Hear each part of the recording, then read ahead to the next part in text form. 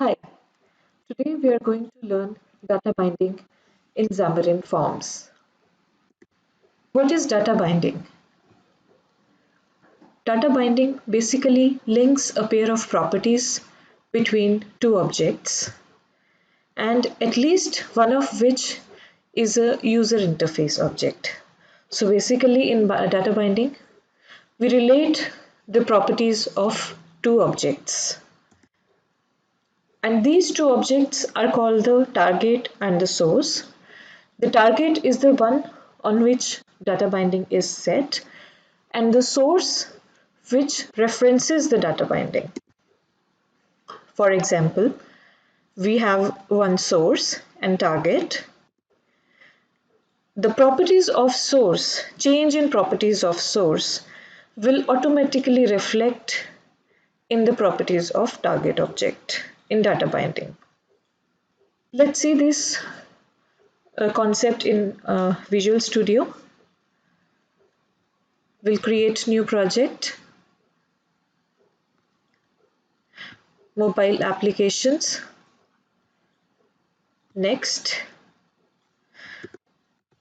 let's give the name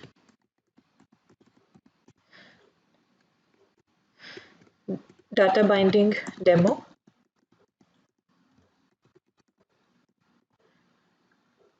Create.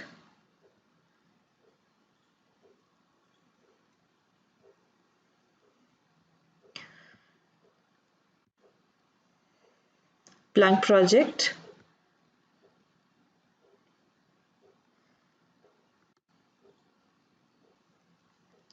So this is our project. We'll go to the main page.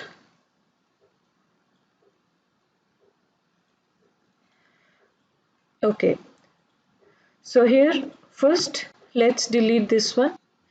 So we'll give the basic UI to our app. Label.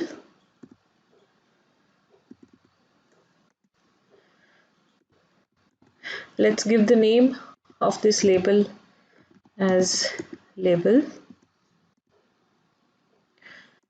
Text as in capital text. Font size 40.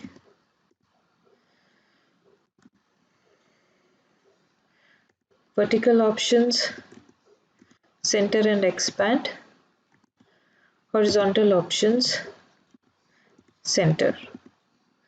Next is our slider.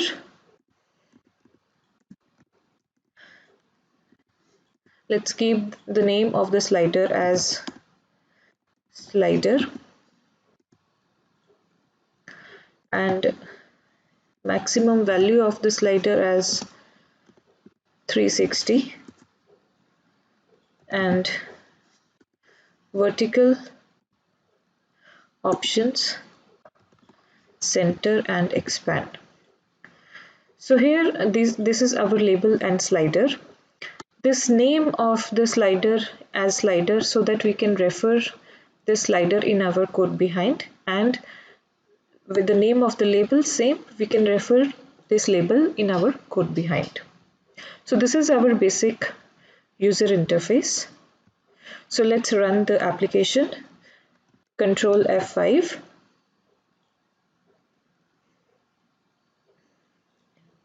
So here we want to relate the properties of slider with the label, and as we change the value of the slider, we want label to rotate according to the value of the slider. That is why we kept the maximum value of slider as 360. So let's do that without data binding. What we would do if we want to relate the properties.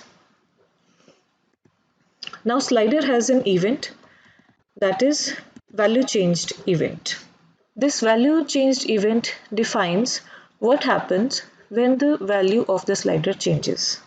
So we'll assign value changed event a event handler, Now here, as you can see, Visual Studio is automatically suggesting the name of the event handler, and we'll just enter. So it is slider underscore value changed. And if we see the code behind, the event handler is already there. So label dot rotate to, as we want to rotate the label. Now here rotation is the value of the slider. So slider dot value. So let's save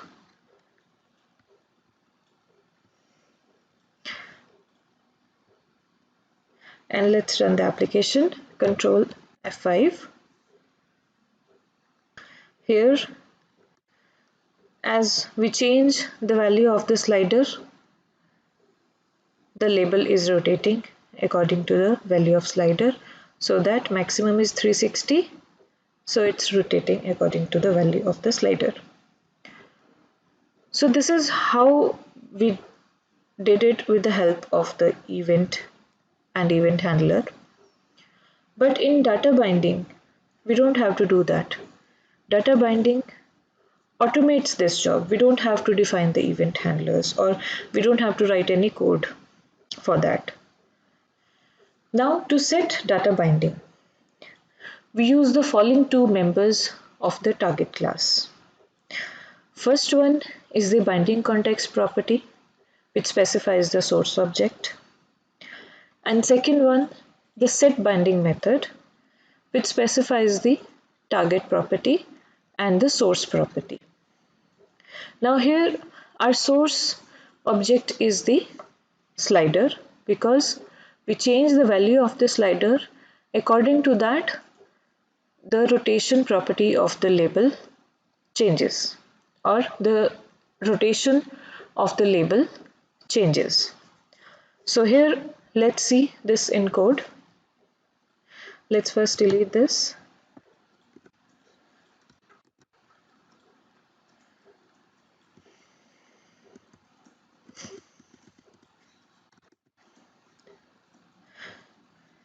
In this code behind, we'll first define the binding context, which will define the source, and source is the slider.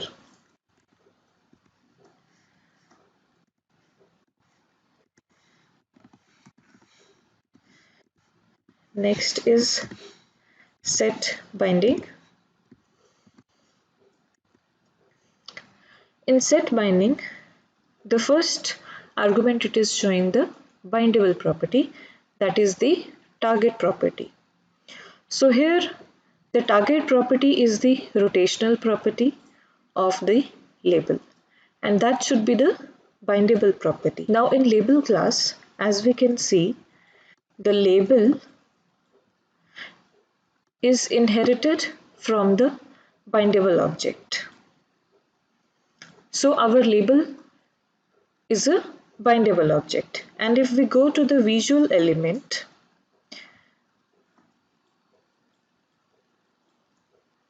in the visual element, the visual element is the element that occupies an area on the screen and has a visual appearance and can obtain touch input. So here if we go to the this rotation property identifies the rotation bindable property. So here visual element has the rotation property, and our label is inherited from the visual element and the bindable object. So our label is a bindable object, and the rotational property of the label is also a bindable property. So here we can say that the rotational property of our label is a bindable property, and we can assign it to the as a target property. label dot rotation property. Now this string path. Now this is the string that indicates the property path to bind to. So this is the source property, and there is no such rule in the source property that it should be a bindable property, but for the target it should be a bindable property. So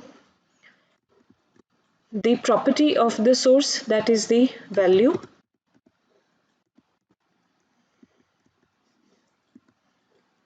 now here we have set the binding context and the set binding method.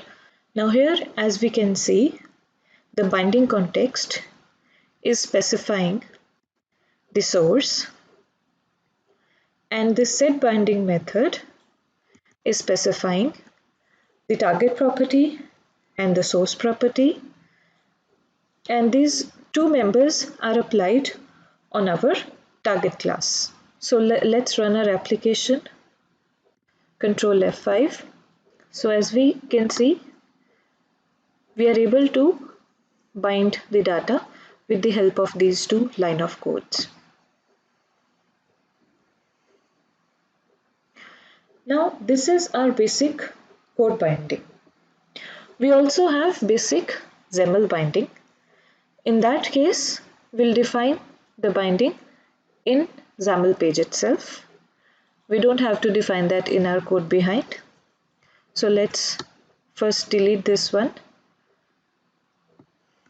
and go to our XAML page. So this is our XAML page. So for basic XAML binding, we'll define the binding context on our target class, that is our label.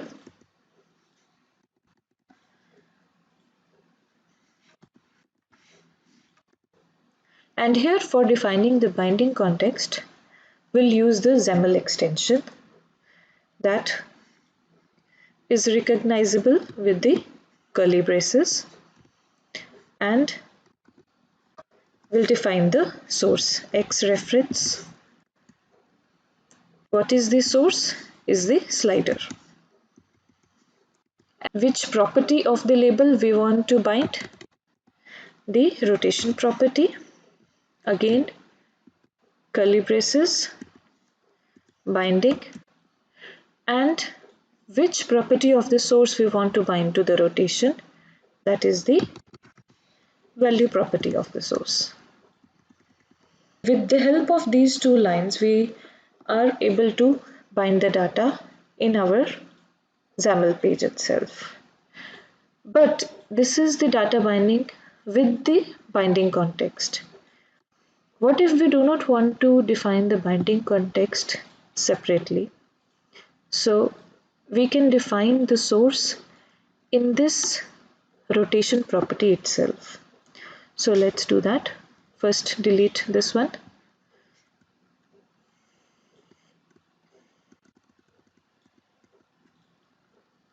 So here, first we'll define the source, as we haven't defined the binding context which defines the source. So here we'll define the source. Source, again curly braces, X reference, and our source is slider, then comma, and path. What is the path? Path means what is the property of the source that you want to bind to, same as before, and that is the value property. So this one line is same as the before two lines. So let's run our code. As we can see, both properties are linked with the help of data binding. So this was the tutorial about data binding in Xamarin Forms. First, we understood how without data binding we can bind the data with the help of event handlers. but we don't have to do that. Data binding do that job automatically for us. And then we learn the basic code binding that we do in the code behind, and then the basic XAML binding that we do in the XAML page. So with this one line code, we are able to bind the properties. We don't have to define any event handlers. We don't have to write any code for that. Just with one line, we are able to bind both the label and slider. So that's it for now. If you have any questions, please do let me know. Thank you so much.